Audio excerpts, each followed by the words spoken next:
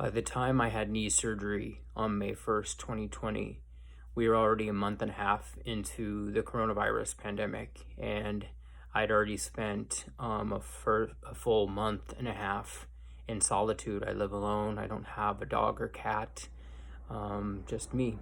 And I remember, the hospital I went to in the Valley here in Los Angeles had notices in the lobby saying that they'd had COVID patients, but they'd sent COVID patients home, recovered and everything. So I was a little worried, but frankly, just completely freaked out over being anesthetized, being put under, having surgery, being under the knife. I've never broken a bone. I've never had surgery before. So it was this really terrifying experience. And as a result of me being in solitude for the month and a half to protect myself and any friends or loved ones, I'd been in Brazil for work, so I wanted to be sure and do a full quarantine. But by then, I'd really been in the quarantine for about a month and a half. And I remember when the woman went to go take my pulse. They take your pulse when you're laying there about to have surgery. She put the armband around my arm and she kind of like grabbed my arm, like this. And I just said to her, "Can I hold your hand? Can I hold your hand? Because I've not had... Can I hold your hand? Because I've not had any human touch since I left this boy in Brazil.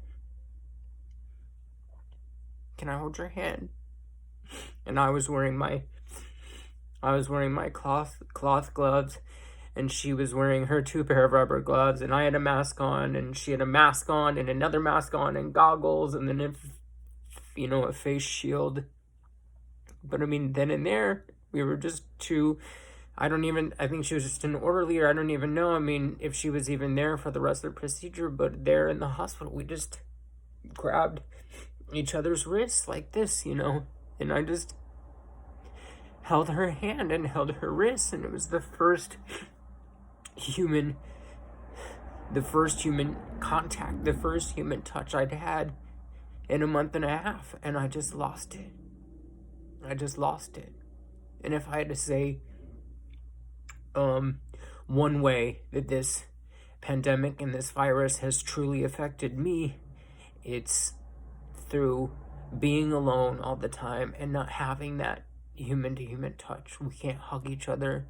We can't pat each other in the back. We can't swat each other in the ass in a playful way. We can't hold hands. We can't shake hands. We can't, like in Orange County, nothing. And the amount of people that I've touched since, are few and far between. But that's a moment that I'll remember for a long time. That moment where it even occurred to me when I was asking her to hold her hand. It occurred to me then and there, I hadn't touched anybody. I hadn't had human contact, skin on skin, in a month and a half. And in that moment that she held my hand and I held hers, I felt human again.